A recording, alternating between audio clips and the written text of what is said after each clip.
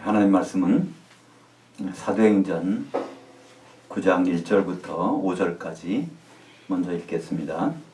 사울이 주의 제자들에 대하여 여전히 위협과 살기가 등등하여 대제사장에게 가서 다메섹 여러 회당에 가져갈 공문을 청하니, 이는 만일 그 도를 따르는 사람들을 만나면 남녀를 막론하고 결박하여 예루살렘으로 잡아오려 함이라.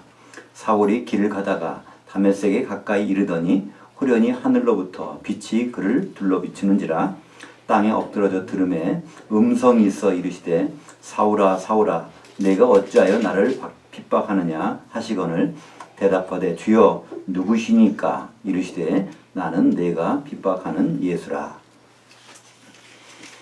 원전으로 다시 보는 사도행전, 오늘 7번째 시간으로 사도행전 9장에 있는 말씀을 가지고 바울의 초라한 사도 안수식이라는 제목으로 말씀을 나누겠습니다. 이 사도행전은 다른 말로는 성령행전이라고도 합니다. 성령이 누굴 통해서 움직일 때 누가 어떻게 움직여지는가, 이런 부분들을 기록하고 있죠. 특별히 사도행전은 신약 성경 27권 가운데 역사서, 유일한 역사서입니다. 그래서 역사적인 기록들을 이렇게 쭉 기록해 놨는데요. 특별히 사도행전에는 성령 세례라고 할까요? 성령이 잠겨지는 현장이 5군데 특별히 기록되어 있습니다. 그러니까 2장에 보면 오순절날 그 사도들에게 또 성도들에게 성령이 임하는 장면이 나오고요. 또 8장에 가면 빌립이 사마리성에 가서 복음을 선포했는데 그때 물 세례만 받고 있었어요. 그때 사도들이 가서 거기서 이제 안수함에 성령이 임하는 장면이 나옵니다. 9장에 오늘 보면 바울이 어떻게 성령에 잠겨지는가, 이 장면이 이제 기록되고 있고요. 그다음에 10장에 가면 이방인인 고넬료 가정에서 성령이 내리는 장면이 기록되어 있습니다. 그 마지막엔 19장에 가면 지금의 터키죠. 에베소 교회의 사람들에게 성령이 임하는 장면이 기록되어 있습니다.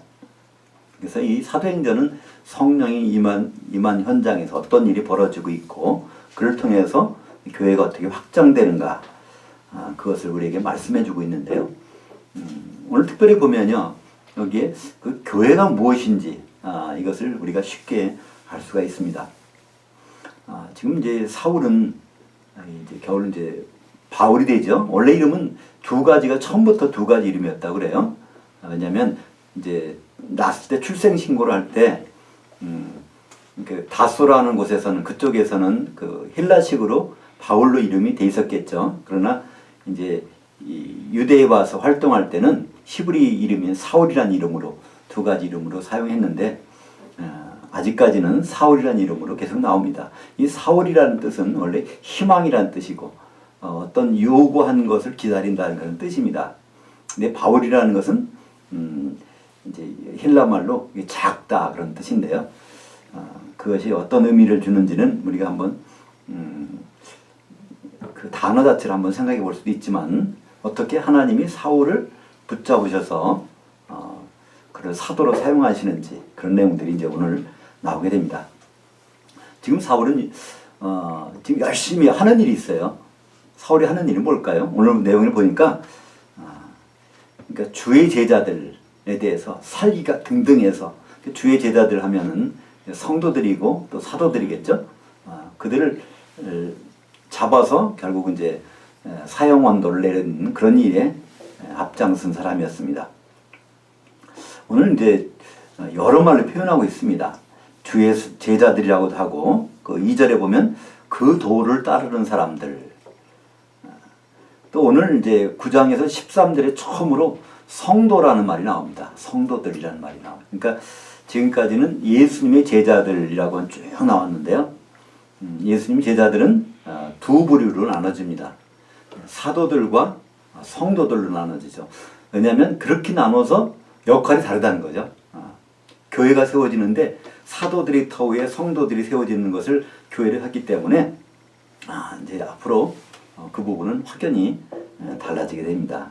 9장 13절에 이제 아나니아가 하는 말씀이 있어요. 이제 하는 내용 중에 보면 주의 성도들이라는 말이 처음으로 나오고 사도행전을 지나서부터는요 제자들이라는 말이 안 나옵니다. 더 이상.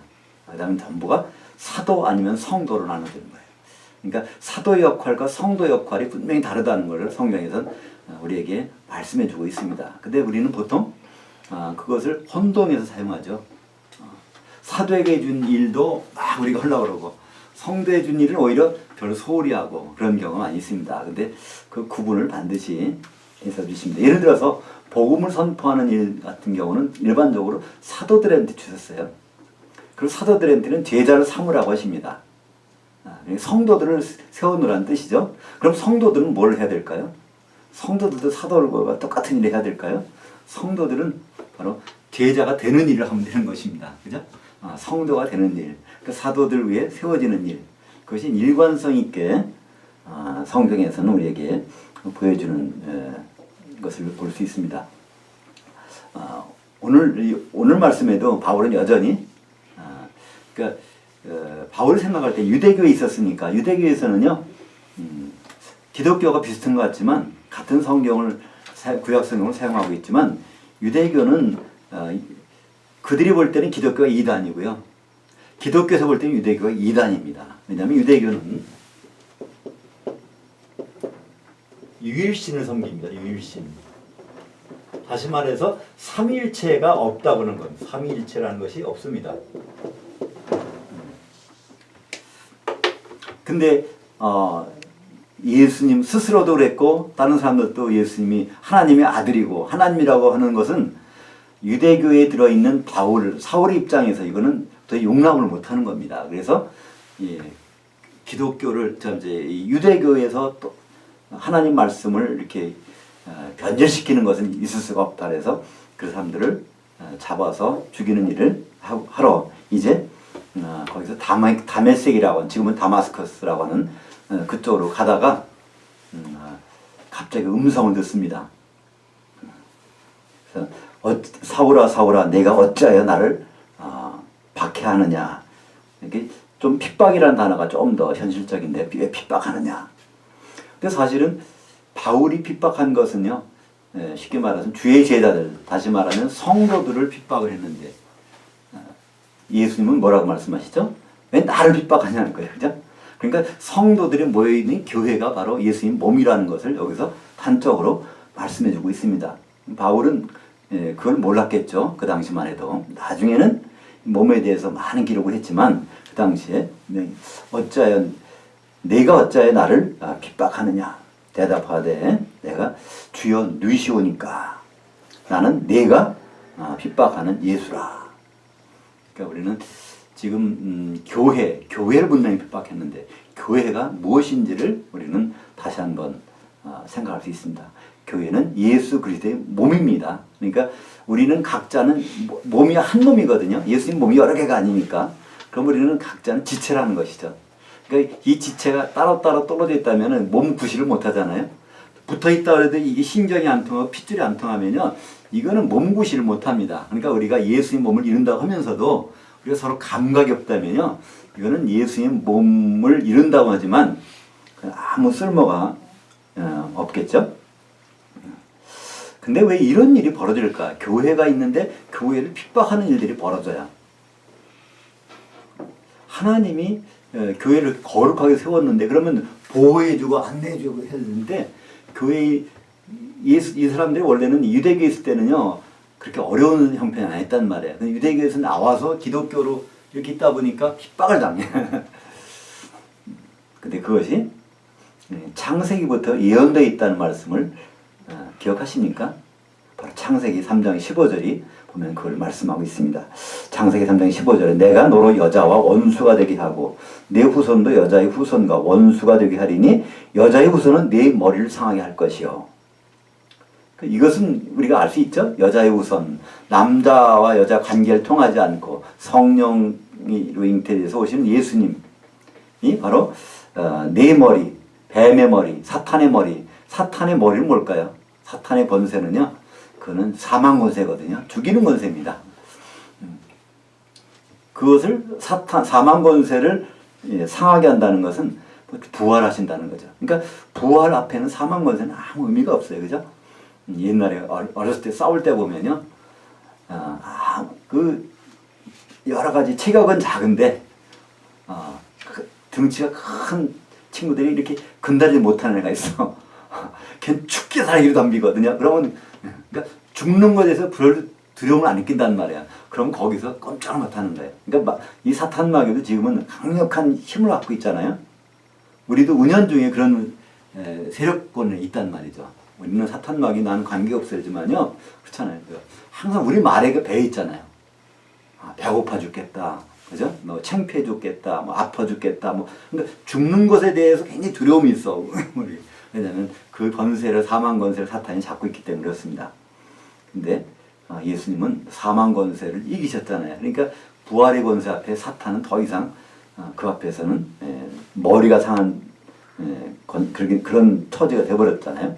근데 창세기 3장 15절에 연이어서 하신 말씀이 있어요. 너는 그의 발꿈치를 상하게 할 것이라. 일반적으로요, 이 순서가 특별히 이렇게 접속사로서 연결될 때는 앞에 나온 것은 먼저 나온 것이고 시간적으로, 뒤에 나온 건 나중에 나온 거예요. 특별한 상황이 아닐 때는. 그러니까 사탄의 권세가 멸해진 것, 부활이 일어난 다음에 어떤 일이 일어난다면 거기서는 예수님의 발꿈치가 상하게 된다는 거예요. 바로 예수님, 오늘 뭐라고 그랬죠? 교회가 지금 예수님 몸이에요. 예수님의 몸 중에서 발꿈치에 해당하는 부분은 사탄이 여전히 공격을 한다. 언제까지 할까요?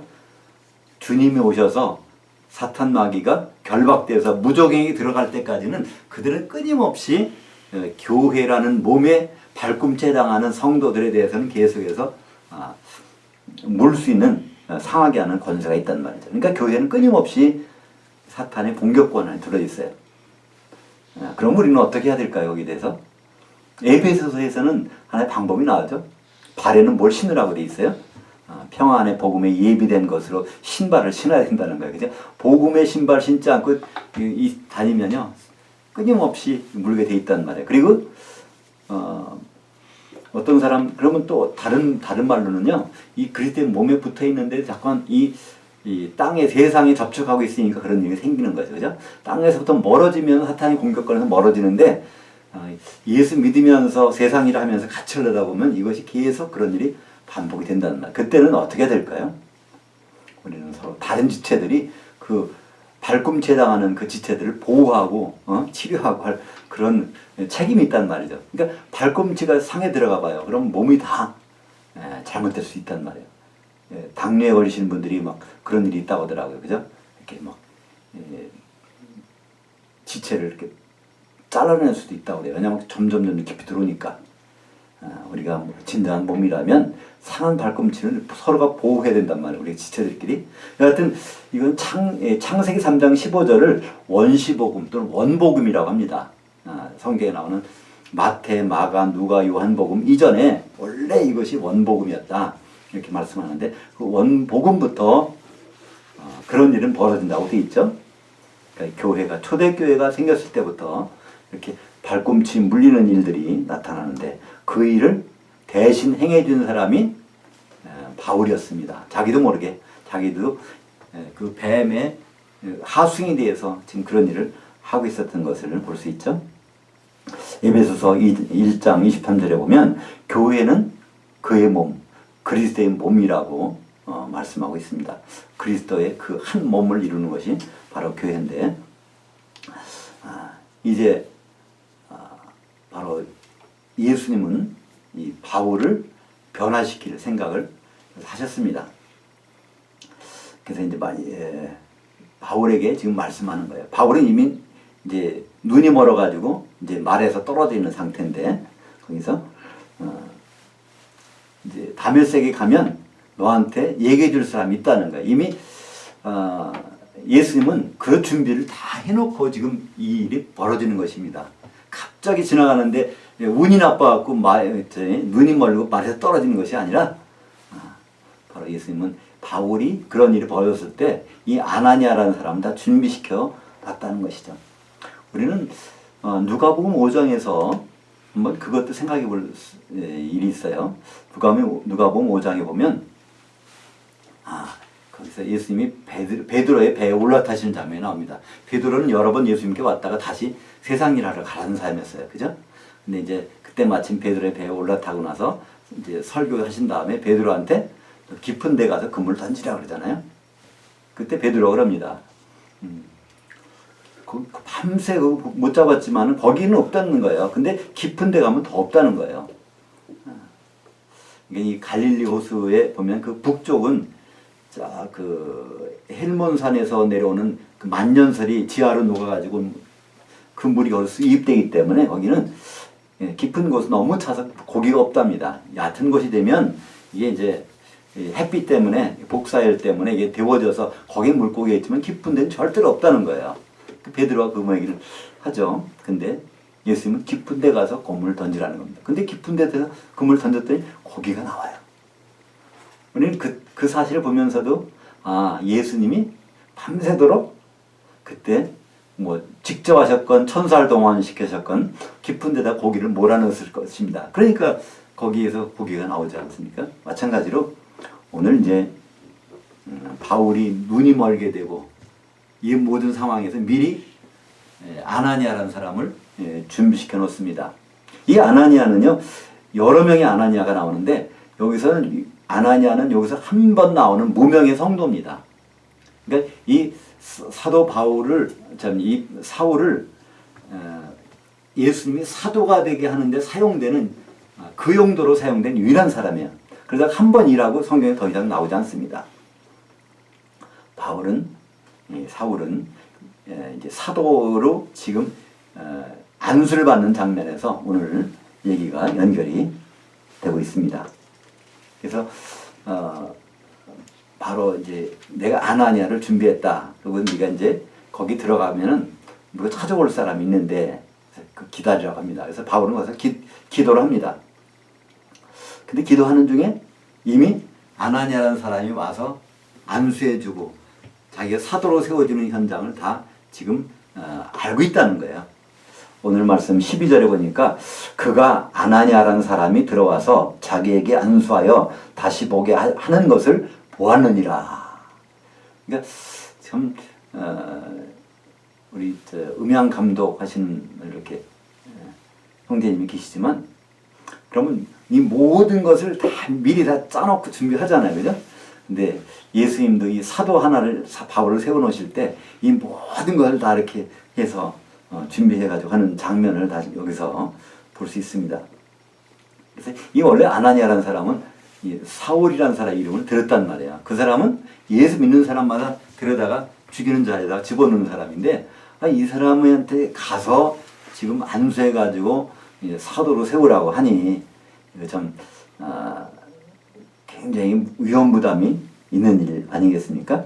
오늘 이제 그 말을 듣고 나서 하는 말이 여기서 아나니아라는 사람이 이제 주의 성도들에게 적지 않은 해를 끼쳤다 하더이다. 그러니까 그 사울이라는 사람을 보니까 주의 성도들, 처음으로 성경에서 성도라는 단어가 나옵니다. 그러니까 주의 성도들만 찾아가서 그냥 무조건 박해하고 핍박하고 죽이게 하는 사람이다. 그러니까 예수님이 여기서 뭐라고 말씀하십니까? 주님이 14절에 15절에 주께서 이르시되 너는 가라. 이 사람은 내 이름을 이방인들과 왕들과 이스라엘 자손들에게 전하기 위하여 택한 나의 그릇이다. 그러니까 이방인이 사도로 세우시겠다는 겁니다. 여기 보면요, 이방인들 따로 있고 왕들 따로 있고 이스라엘 자손들 따로 있는 것처럼 되어 있지만 이게 동격입니다. 왜냐하면 바울이 나중에 고백하는 장면이 있어요. 바로 유대인들의 사도가 아니라는 거예요. 그죠? 특별히 왕들이 사도가 아니라는 겁니다. 여기서 왕들은 말이죠. 우리를 나중에 이방인들이지만 우리는 왕 같은 제사장들로 우리를 앞으로 세울 사람들이기 때문에 그걸 미리 말씀하신 것이죠. 갈라디아서 2장 7절과 8절을 보면 이렇습니다. 도리어 그들은 내가 무할례자들에게 복음 전함을 맡은 것이 베드로가 할례자들에게 맡은 것 같은 것을 보았고 베드로에게 역사하사 그를 할례자들의 사도로 삼으시니가 또한 내게 역사하사 나를 이방인들의 사도로 삼으셨으니, 바울은 여기서 말하는 거예요. 그죠? 베드로와 예루살렘에 있는 사람들은 바로 할례자들, 유대인들의 사도로 삼으셨는데 나는 이방인들의 사도로 삼으셨다는 거예요. 오늘 바로 아나니에게 하신 말씀은 바로 이방인들, 그 왕들, 이스라엘 사람들 이렇게 말하지만 결국은 이방에는 영적인 유대인들을 그들을 위한 사도로 택하신 것을 볼 수 있습니다. 그러면서 바울이 하는 일은요, 결국 사도의 일을 여기서 부여받았다는 걸 볼 수 있습니다. 오늘 물론 여기서 보면요, 바울을 사도라고 한 적은 없어요. 그러나 오늘 한 내용의 15절의 내용을 바로 갈라디아서 2장 8절 내용과 연결시켜 보면 사도로서 안수를 받는 그런 일이 벌어지는 것입니다. 이 사도로 안수를 받게 돼서 바울이 하는 역할에 대해서, 일에 대해서 바울은 자기가 고백을 한 게 있습니다. 골로새서 1장 24절에 보면요, 하나님이 자기를 그리스도의 남은 고난을 채우기 위해서 교회의 일꾼으로 삼았다고 말씀하고 있습니다. 한마디로 바울을 교회 때문에 사도로 삼으셨다는 거예요. 이 교회가 뭘까요? 교회가 그리스도의 몸이잖아요. 그럼 교회를 어떻게 한다고요? 교회는 예수님 법칙이 있잖아요. 베드로한테 말씀하신 것처럼 너는 베드로라. 넌 반석 조각인데 난 반석에다 교회를 세울 거야. 그 반석 조각이 모여진 것이 바로 오늘 사도들 아닙니까? 에베소서 2장 20절에도 바로 교회라는 것은 사도들의 기초석에 세워진 게 교회라고 그랬는데, 바로 이 사도 바울을 그 역할로 교회로 세우기 위해서 사도를 쓰시겠다고 하면 바로 이 바울의 역할을, 사도의 역할을 다시 한번 확인할 수가 있는 것이죠. 골로새서 1장 24절, 25절 읽겠습니다. 나는 이제 너희를 위하여, 교회를 위하여 받는 괴로움을 기뻐하고 그리스도의 남은 고난을 그의 몸된 교회를 위하여 내 육체에 채우노라. 그러니까 예수님의 남은 고난이 있다는 거예요. 예수님 십자가에서 뭐라고 하셨어요? 다 이루어졌다는 겁니다. 근데 고난이 남았다는 거예요. 도대체 말이 안 통하잖아요. 어느 말이 옳은지, 고난이 남아있는지, 다 예수님이 끝내주셨는지. 그래서 남은 고난이란 뭘까요? 바로 예수님이 남겨놓으신 고난입니다. 예수님은 모든 것을 다 끝내셨어요. 뭐 하나만 빼놓고요, 교회를 못 세우셨어요. 예수님 교회 세우신다고, 나의 교회를 세우리니 못 세우셨어요. 왜 그럴까요? 교회는 바로 성령이 오셔야, 바로 이 사도들과 성도들이 기름에 반죽이 돼야 교회가 세워지는데, 성령이 오시려면 그분이 가셔야 되는 거예요. 그래서 그분이 가시면서 너희들은 바로 내가 하는 일도 할 것이요 그보다 더 큰 일도 한다는 거는요, 예수님을 추월한다는 얘기가 아니라 예수님 원래 일을 바로 사도를 통해서, 성도를 통해서 하시겠다는 그 말씀이시죠. 그래서 바울은 고백하는 거예요. 예수 그리스도께서 남겨놓으신 고난을 내 몸에 채우는 것은 그래서 내가 교회 일꾼 됐다는 겁니다. 원래 일꾼이라는 단어는 집사라는 단어를 쓰고 있습니다. 바울은 자기를 집사라고 소개해요. 디아코노스. 사도지만. 그러니까 그 집에서 먼지 구덩이를 다니는 그런 사람이 역할을 집사라고 그러죠. 디아코노스. 근데 그 역할이 25절에 보니까 골로새서 1장 25절, 내가 교회 일꾼 된 것은 하나님이 너희를 위하여 내게 주신 경륜을 따라 하나님의 그 말씀을 이루려 합니다. 그러니까 교회 일꾼 된 건 하나님의 경륜이 있는데 거기에 따라서 하나님의 그 말씀을 이룬다는 거예요. 하나님이 교회에 대해서 한 말씀이 뭐냐는 거예요. 그 말씀이 바로 창세기 2장 24절 아닙니까? 교회에 대해서 하나님이 하신 말씀이 있어요. 바로 남자가 부모를 떠나 그의 아내와 앞에서 한 몸을 이루어야 되는데 그의 아내가 바로 교회거든요. 그죠? 그것을 풀어놓은 것이 에베소서 창세기 2장 24절. 그것이 에베소서 5장 31절. 이거 똑같은 말씀입니다. 그러면서 32절에 가서 풀어놨어요. 이건 큰 비밀인데 여기서 남자는 그리스도고 그래서 그 안에는 바로 교회다. 풀어놨지 않습니까? 바로 이 교회는 그리스도의 안인데 나는 사도 바울은 그럽니다. 내가 사도된 것은 바로 이 역할 때문에 하나님께서 나를 사도로 부르셨다는 거예요. 그러니까 사도의 하는 역할은 교회를 세우는 기초가 되게 하는 것이고요. 사도 바울은 또 얘기합니다. 고린도후서 11장 2절에서 내가 하나님께 열심을 내는 게 있는데 그리고 그리스도의 정결한 한 처녀로 바로 너희들을 교회를 내가 중매해놨기 때문에 난 그 열심을 내고 있다 이렇게 말씀하고 있죠. 그 중매해놨는데 결혼이 성사될까지 자기는 일을 쉴 수가 없다는 거예요. 마음이 안 놓여서. 신랑이 마음이 안 놓이니까 신랑은 마음이 놓이는데 신부될 쪽이 마음이 안 놓여서 자기는 끝까지 그 일만큼은 해놓고야 말겠다. 그래서 자기를 중매쟁이로 소개합니다. 오늘 골로새서에서는 자기는 교회 집사라고 소개하고 고린도후서 11장 2절에서는 자기는 중매쟁이라고 그러고 있어요. 그러니까 우리는 점점 이 교회에 대한 성경에서 선명한 그 모습들을 보지 않습니까? 아, 교회 그리스도의 몸이면서 바로 그리스도의 아내라는 것을 말씀하고 있고요. 하나님의 예수님의 모든 생각은 거기에 집중되어 있다는 거예요. 마태복음 16장 18절의 말씀처럼 내가 내 교회를 세우리니 그러면서 그분은 이제 교회 세우는 일에 모든 것을 다 쏟아붓습니다. 왜냐하면 주님이 이제 오셔서 기대하시는 교회잖아요. 우리가 거기에 주인공이 된다는 것은 얼마나 귀한 일인지 모릅니다. 우리가 거기에 세워질 성도들이기 때문에 그렇습니다. 여기서 내게 주신 경륜이라고 하는 그 경륜이라는 단어를 오이코노미아라고 합니다. 오이코노미아라는 것은요, 거기서 나온 단어가 이 이코노미라는 지금 경제라는 단어가 나오는데 이 오이코노미아라는 뜻은요, 이 오이코스라는 건 집이라는 뜻이고요. 오이코스. 노미아라는 것은 법이라는 뜻입니다. 이제 창고에다가 물건들을 쌓아놓고 집안 식구들이 필요에 따라 이걸 그때그때 나눠주는 역할을 하는 거예요. 그죠? 우리가 하나님의 집의 식구들에게 이것을 필요한 걸 나는 공급해주는 역할, 그것이 바로 바울이 받은 역할입니다. 이제 이런 준비가 되는 상황에서 드디어 이제 안수식이 벌어집니다. 그것이 이제 17절에 나오는데요. 오늘 9장 17절 17절부터 9절까지 읽겠습니다.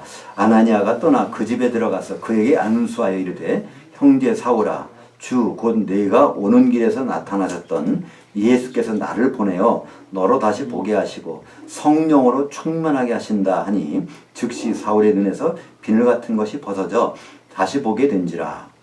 일어나면서 성령에 잠겼고 음식을 먹으며 강건해지더라. 거기 보면 우리말 번역은요, 일어나서 세례를 받았다니까 거기서 일어나가지고 세례식을 거행한 것처럼 번역이 돼 있어요. 근데 원래 원문에 보면요, 일어나는데 잠겨졌다는 거예요. 일어나는데 뭐에 잠겨졌겠습니까? 갑자기? 그건 당연히 성령에 잠겨진 거예요. 거기서 그 말 듣고 일어나는 순간에 성령에 쫙 잠겨진 모습을 우리는 에서 볼 수 있습니다. 아나니아가 물 떠다 놓고서 이렇게 세례식을 거행했다는 얘기가 아니라 바로 그때 예수님이 요단강에서 올라오실 때 성령 임한 것처럼 이 바울은 거기에서 이제 일어나면서 성령에 딱 잠겨지는 것. 그러니까 왜 예수님이 성령을 주신 목적이 있잖아요. 사도들에게 마지막에 말씀하셨잖아요. 그죠? 승천하시면서 승천하기 십자가 달리시 전에도 내가 가면 성령을 보내주시겠다 그랬고 또 승천하시기 전에도 너는 성령을 기다리라 그랬고 그리고 사도행전 1장 8절에 보면 오직 성령이 너에게 임하시면 그때 바로 내 증인, 내 사도로서 나의 증인이 되라 말씀하셨습니다. 지금 바울은 예수님의 사도가 되기 위해서 반드시 필요한 절차가 성령에 잠겨지는 것이죠. 성령에 잠겨지시는 의식을 행한 것이 아나니아라는 사람이 이제 안수하면서 그 성령이 잠겨지는 일이 벌어졌습니다. 왜 그럴까요? 아나니아가 능력이 있어서 그럴까요? 오늘 보니까 아나니아가 고백합니다. 17절에 예수께서 나를 보내요. 그러니까 아나니아는 지금 예수님께서 보냄을 받아서 지금 하고 있는 거예요. 그랬더니 거기서 바울이 성령에 충만해지는 그런 사도의 안수가 벌어진 것입니다. 우리가 보면 지금은 이제 목회자들 가운데서 그런 경우 있어요. 신학교도요. 굉장히 이제 이름 있는 신학교들이 인류 신학교가 있고 많이 있어요. 그러면 좋은 신학교 못 나오신 목회자들은 조금 약간 그런 위축되는 감도 있단 말이야, 그죠? 그러면 어떻게 해서든지 조금이라도 거기에서 뭐 대학원이라도 가서 좀 그쪽에 가고 싶은 마음도 있고 여러 가지 생각이 있단 말이야. 근데 성경으로 보면요, 우리가 사도 중에 사도라고 생각하는 이 바울을 보면 제대로 된 신학교도 못 나왔어요, 그죠? 그리고 이 사도식이라는 것이 거룩하게 막 예루살렘에서 이렇게 벌어진 것도 아니란 말이에요. 전혀 볼품없이 일어나는, 거기다가 사도 중 한 명을 보내가지고, 예를 들어서 베드로를 보내든지, 그렇지 않으면 베드로가 바쁘면 뭐 누구 이제 안드레나 요한을 보내든지 해서 좀 바울을 딱 해갖고 사도로 삼으면 얼마나, 나중에 두고두고 바울은 어디 가서 내가 사도다 내가 사도다 하는 말을 안 하잖아요. 할 필요가 없잖아요. 베드로후서 한번 읽어보세요. 고린도후서. 내가 사도된 편은 왜 내가 사도니, 내가 이러니까 사도가 아니냐? 그 사도로 인정을 안 해준다는 거예요. 아무 데 가서도. 그러니까 이 안수해준 사람이 누구냐는 거죠. 이 아나니아라는 무명의 성도가 안수를 해서, 바로 그 이유로는 바울은 안수 받은 적이 없으니까.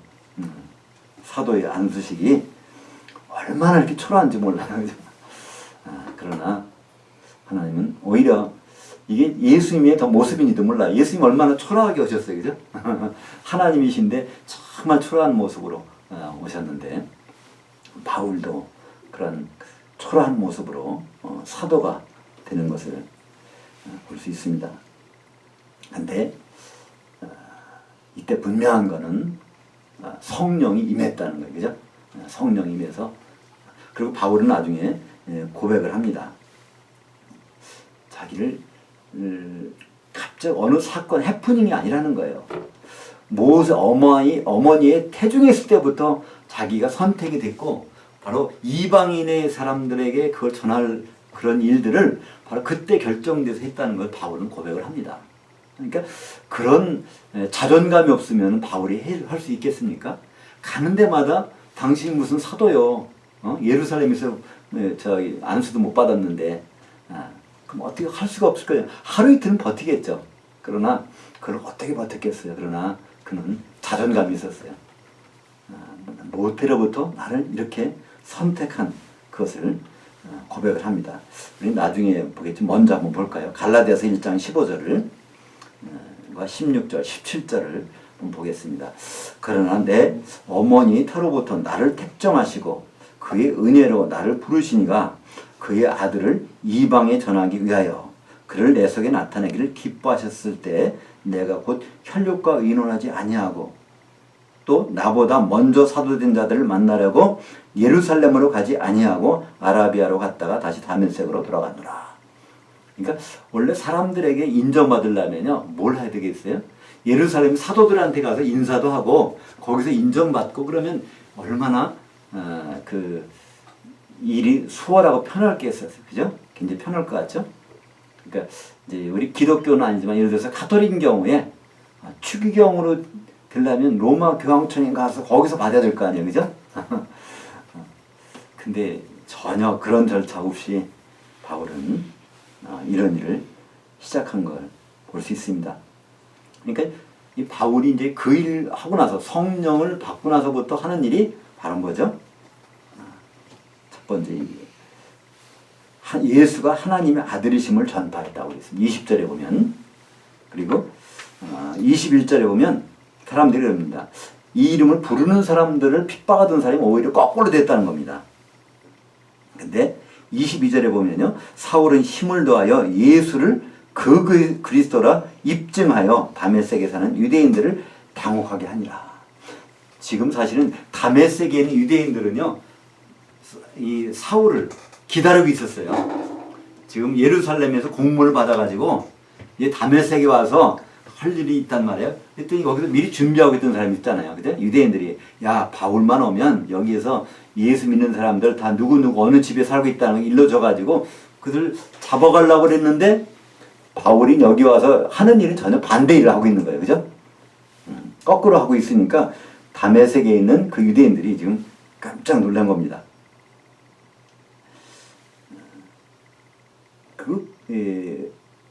바울이 여기서 22절에 특별히 보면요. 예수를 그 그리스도라고 입증했다는 겁니다. 그 그리스도. 여기서 이제 그리스도라고 하는 말은요. 헬라어로는 크리스토스고요. 크리스토스. 히브리 말로는요. 마시아흐입니다. 마시아흐. 근데 이제 이 마시아흐가 우리말 성경에는 메시아로 번역되어 있죠. 메시아. 크리스토스는 그리스도로 번역이 되는데요. 둘 다 뜻은요. 기름이 발려졌다. 기름이 부어졌고 기름이 발라졌다는 뜻입니다. 크리오라는 것이 기름을 바르다. 그러니까 크리오의 영어로 하면 과거분사형이 크리스토스거든요. 그러니까 기름이 발라진. 그러니까 기름이 발라진 사람은 세 종류의 사람이 있습니다. 왕과 선지자와 제사장, 그죠? 근데 예수님은 특별히 여기서 특별히 복음서에서 나오는 예수님은 강조된 것이 바로 제사장이고요. 특별히 제물 대신 제사장입니다. 그러니까 기름 발라진 제물이라는 뜻을 그 그리스도라고 얘기를 하죠. 바울이 지금 예수님이 바로 이 기름 발려서 십자가에 담는 제물 대신 그 그리스도라는 것을 지금 입증하고 있다는 거예요. 그것을 맨 먼저 고백했던 사람이 있죠. 베드로입니다. 베드로는요. 마태복음 16장 16절에 보면 당신은 그 그리스도요. 살아계신 하나님의 아들입니다. 그때까지만 사람들은요. 예수님 뭐라고 알아봤죠? 선지자 그리스도인 줄 알았어요. 그러니까 예수님을 선지자라고 이렇게 인정하는 거는요. 유대교도 선지자를 인정합니다. 모슬렘들도 예수님을 선지자라고 인정을 해요. 왜냐하면 신명기 18장 15절과 18절에 보면요. 하나님 모세한테 얘기하고 모세가 또 사람들에게 얘기를 해요. 하나님이 나와 같은 선지자를 보내주신다고 했는데 반드시 그 말을 믿어야 된다는 거예요. 또 바로 하나님은 또 너와 같은 선지자를 보내시겠다는 거예요. 이스라엘 자손 중에. 그것이 바로 예수님이셨죠. 그래서 예수님은 3년 반 동안 그 일을 행하셨죠. 갈릴리에서. 근데 갈릴리에서 행하신 일은 선지자의 역할로서의 그 일을 행하신 거고요. 예루살렘에 가시면요. 선지자 역할이 아니라 거기서 할 일은 따로 있단 말이에요. 그것이 바로 제물 되실 그리스도를 말씀하는데 지금 마태복음 16장 16절은 바울이 그걸 알아봤다는 거예요. 당신은요. 지금 선지자 사람들은 지금 선지자 중에 한 사람이라고 그래요. 예레미야나 엘리야나 선지자 중에 한 사람이라고 인정한다는 거예요. 그렇다면 너희는 날 누구라고 하냐? 너희들도 나를 선지자로만 인정하는 거야? 그랬더니 거기서 베드로가 그럽니다. 아니요. 주는 그 그리스도십니다. 그러니까 그 그리스도라는 내용을 우리가 어떻게 이해할 수 있을까요? 예수님이 그 받아서 말한 그 말씀을 들어보면 그 그리스도가 선지자가 아니라 제물 되실 그리스도라는 걸 알 수 있습니다. 베드로의 말을 받아서 하신 예수님의 말씀이 마태복음 16장 21절에 나옵니다. 16장 16절에 보면요. 베드로가 그 그리스도라고 말했어요. 그럼 그 그리스도가 어떤 그리스도인가? 왕인지 선지자인지 제물인지 설명이 나옵니다. 21절에 이때로부터 그러니까 베드로가 당신은 그 그리스도십니다 할 때로부터 예수 그리스도께서 자기가 예루살렘에 올라가 장로들과 대제사장들과 서기관들에게 많은 고난을 받고 죽임을 당하고 제3일에 살아나야 할 것을 제자들에게 비로소 나타내시니 지금 처음으로 이 말씀하시면 나 지금 예루살렘에 가 죽어야 돼. 이걸 처음 하셨다는 거예요. 언제부터? 주님은 선지자가 아니라 지금 바로 그 그리스도십니다. 그러니까 베드로 자기 정신이 아니잖아요. 그죠? 이 말을 하자마자 베드로가 뭐랍니까? 주여 이런 일은 절대 일어나면 안 됩니다. 어떻게 죽으실 수 있습니까? 조금 전에 말을 해놓고 나서도 그거를 그러니까 뒤집습니다. 그때 예수님 뭐라고 하죠? 사탄아 물러가라는 거예요. 너는 나를 넘어지게 하는 자. 사탄이라는 뜻은요. 하나님 일을 반대로 하는 사람이 사탄이거든요. 거꾸로 하는 거. 봐라, 이 예수님은 예루살렘에 가서 죽어야 되는 거. 3일 만에 부활해야 되는 거. 이것이 하나님의 일인데 베드로는 그걸 고백했다가 갑자기 그런 일이 있어서는 안 됩니다. 했다가 사탄아 물러가라 하는 말을 듣습니다. 바로 많은 사람들은요. 유대인들은 그거인데 예수님 저분이 선지자 맞아. 선지자라는 것은 무슨 뜻일까요? 프로페테스라는 것은요. 프로는 밖으로 페테스는요, 포토처럼 사진, 빛을 비춰서 이거를 부어내서 사진으로 내보낸다는 뜻이거든요. 그런 사람이 페테스라고 합니다. 그러니까 프로페테스라는 것은 하나님의 속마음을 확 드러나게 보여주는 사람이에요. 그러니까 예수님은 갈릴리에서 3년 동안 그런 일을 하셨거든요.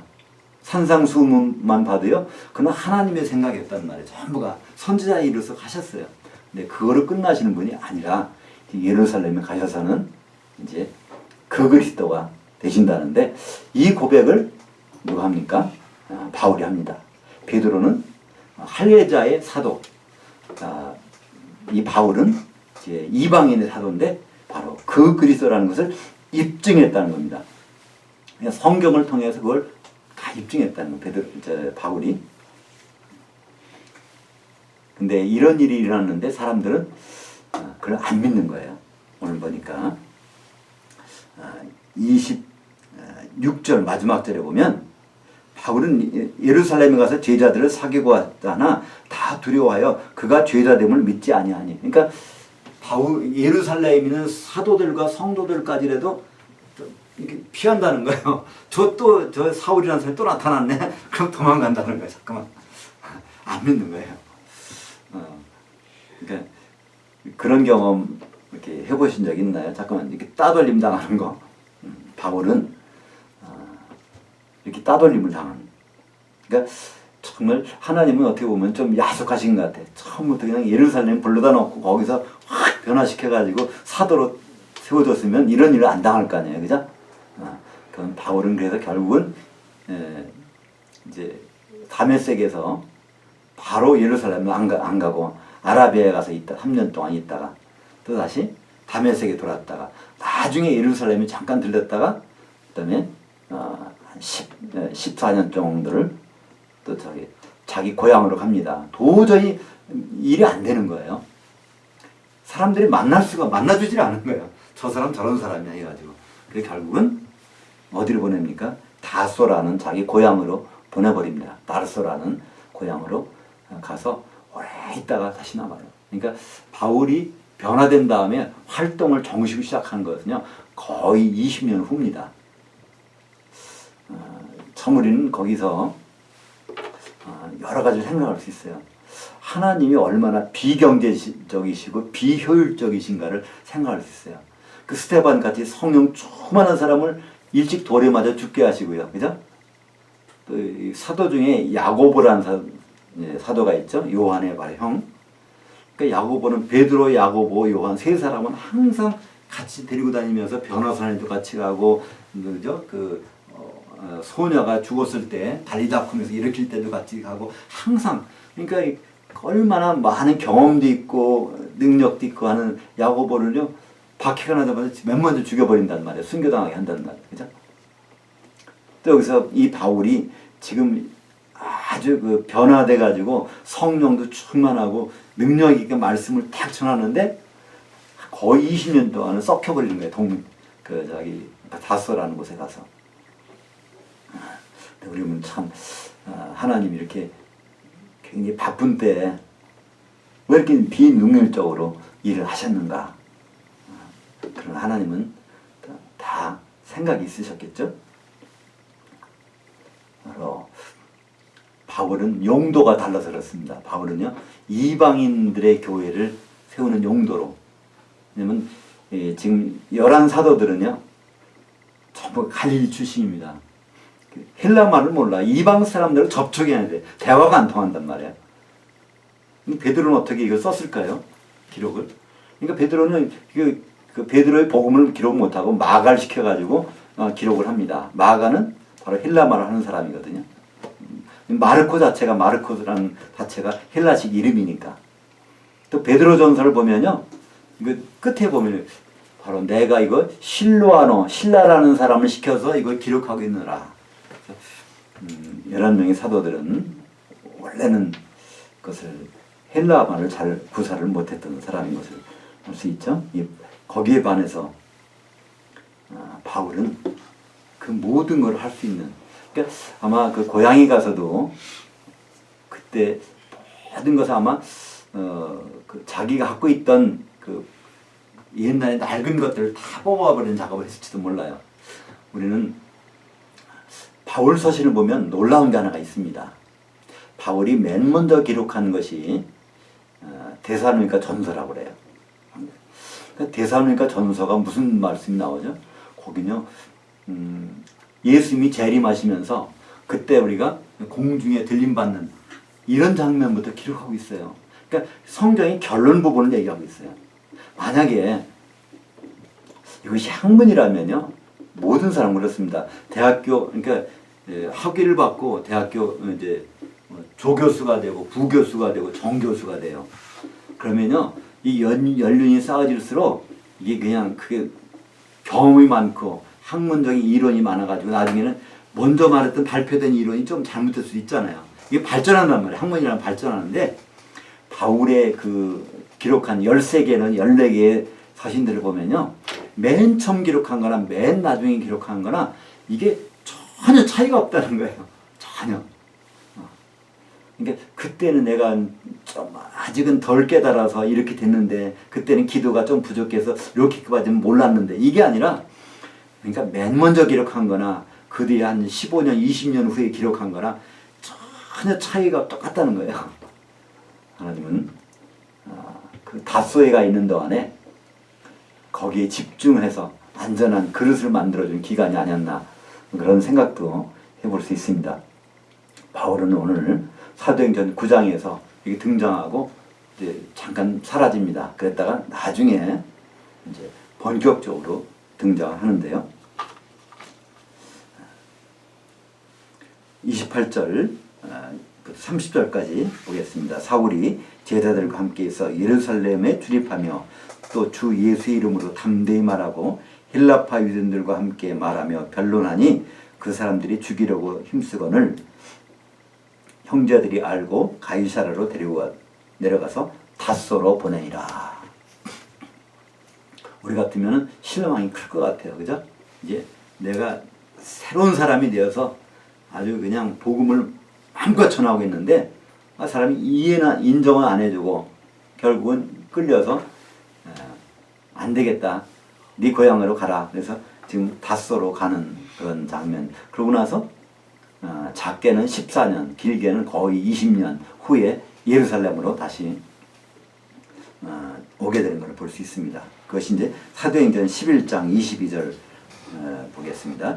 예루살렘 교회가 이 사람들의 소문을 듣고 바나바를 안디옥까지 보내니 바나바가 사울을 찾으러 닷소에 가서 만남에 안디옥에 데리고 와서 둘이 교회에 1년간 모여 있어. 그래서 바울은 닷소에 가 있다가 거기서 바로 예루살렘 오는 것이 아니라 이제 바울하고 둘이 안디옥에 가서 거기 활동을 합니다.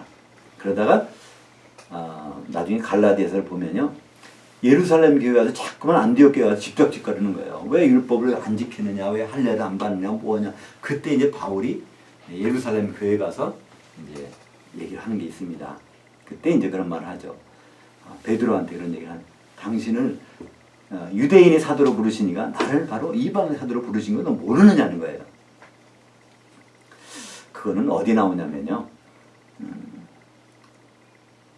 베드로한테 마태복음 16장에 네가 땅에서 매면 하늘에서도 매일 것이요 네가 땅에서 풀면 하늘에서 풀리리라, 그 말씀이 바로 거기에 관련된 말씀입니다. 우리말은 그걸로 하늘이라고 되어 있어요. 근데 원문에 보면요, 내가 땅에서 매면 내가 하늘 들에서도 매일 것이요 네가 땅에서 풀면 하늘 들에서도 풀리리라. 그때 땅이라는 것은요, 땅에 속한 사람은 유대인으로서 예수를 믿게 된 사람들을 땅에 속한 사람이라고 합니다. 그리고 이방인으로서 바로 예수 성도가 된 사람들을 하늘들에 속한 사람이라고 그래요. 에베소서에서는 그렇게 말합니다. 땅에 속한 사람들과 하늘들에 속한 사람들을 하나로 통일시키려 하기 위해서 예수님이 오셨다 말씀하고 있거든요. 근데 그때 베드로는 뭔지를 잘 이해를 못했던 것 같아요. 그러니까 예수님의 의도는 그랬거든요. 너는 내가 땅에 속한 유대인들한테 열심히 그들을 성도로서 세워줘. 내가 그러고 있는 동안에 나는 다른 사도를 시켜가지고 하늘들에 속한 사람을 세울 거야. 염려하지 말고. 그런 당부를 했는데 베드로는 그걸 잘 몰랐죠. 바울은 이제 갈라디아서에 보면 거기 가서 베드로를 만나서 얘기를 합니다. 베드로를 유대인들이 사도로 삼으시니까 나를 이방인으로 삼으신 것을 사도로 삼으신 것을 알지 못합니까? 그랬더니 그들이 비로소 친교에 악수를 했다는 거예요. 예루살렘에 있는 사도들이 바울과 같이 악수를 합니다. 바로 그 다음부터. 그러면서 하는 말이 거기 그러는 거예요. 야고보가 그럽니다. 이제는 이해가 된다는 거야. 그러나 지금 예루살렘 교회에다가 연보를 얻어가지고 연보를 모아서 이걸 여기 예루살렘에 갖다 주는 일만큼은 꼭 좀 해달라 부탁을 합니다. 그때 바울이 그건 원래부터 내가 했던 일이고 그거는 염려하지 말라. 그러고서 이제 예루살렘 교회와 안디옥 교회가 거기서 이제 서로 뭐랄까 간섭을 하지 아니하고 하나님의 뜻대로 이렇게 커가는 장면들을 볼 수가 있습니다. 하나님은 그때를 위해서 바울을 이렇게 이제 한 거의 15년에서 20년 정도를 다소에서 보내게 하신 것이죠. 그런 동안에 오늘 마지막에 31절 볼까요? 그리하여 온 유대와 갈릴리와 사마리아의 한 교회가 평안을 누리며 건축되어 갔고 주를 경외함과 성령의 위로를 진행하여 수가 더 많아지니라. 여기 보면요, 온 유대와 갈릴리와 사마리아의 한 교회라고 되어 있어요. 여러 교회가 아니에요. 그러니까 이건 뭘까요? 지금 유대인들로 땅에 속한 사람들의 교회가 이게 든든히 서갔다는 거예요. 그러면 앞으로 이것이 든든히 서가면 이방인을 통해서 할 일들을 하나님이 또 바울을 시켜서 하시겠다는 결단이 여기서 서 있는 거예요.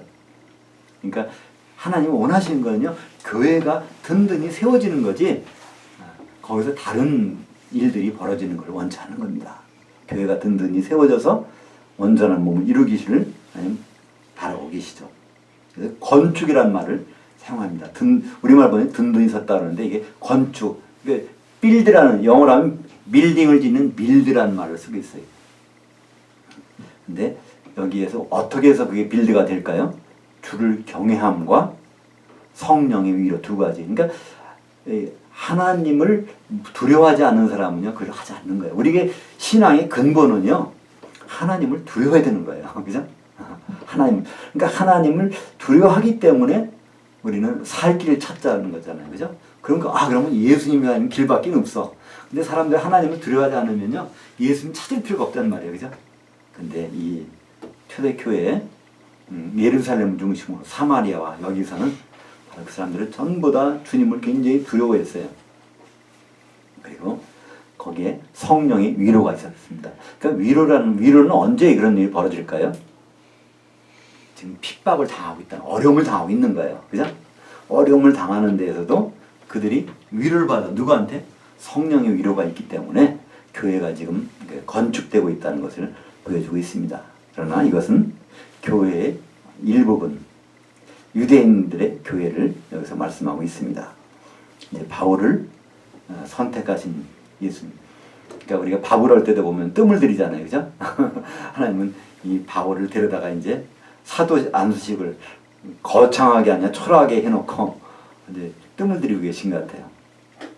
사람들이, 인간이 보기에는 초라한 안수식이지만, 그러나 바울이 아니었다면 우리는 지금 이 복음을 접하지 못할 수도 있지 않습니까? 이방인들이니까 그들 입장에서 보면 하나님은 바울을 통해서 지금 이 시간에도 우리는 이 복음을 접하고 있고, 사도들의 그 터 위에서 지금 온전한 떡으로 되어가는, 하나님이 지금 우리에게 여전히 바라시는 것은 이제 온전한 떡 중에서 우리에게 여전히 남아있는 것들, 오히려 점점 커지고 있는 것들. 그러니까 예수님이 마태복음 13장 33절에 말씀하신 것대로 그 여인이 몰래 집어간 누룩이 팽창해서 점점 커진다는 거예요. 지금 모든 교회가 점점 마지막 때가 되면 이게 점점 그것들이, 누룩이 점점 팽창해서 커진다는, 부풀어진다는 거예요. 그러면 그런 교회가 아니라 점점 그 누룩이 다 빠져서 정말 보잘것없는 그 무교병이지만 주님이 원하시는 그런 정결한 한 신부로 그분 앞에 서는 날을 준비할 수 있게 된 것입니다. 기도하겠습니다.